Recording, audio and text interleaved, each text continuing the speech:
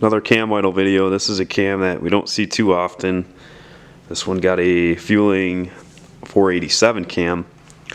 It sounds really good. Haven't tuned it yet, but just to give you a sound clip of this one sounds pretty throaty.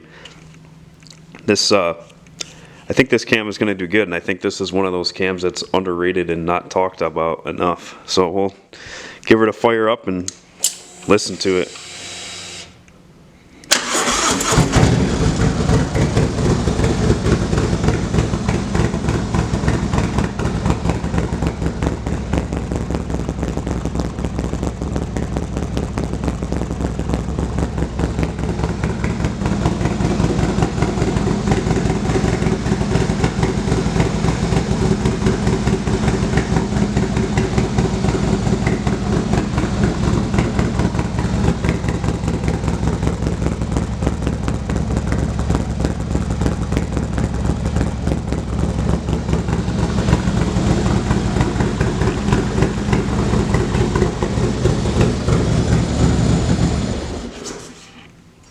Now mind you, this is a bolt-in cam. This is a 117 obviously.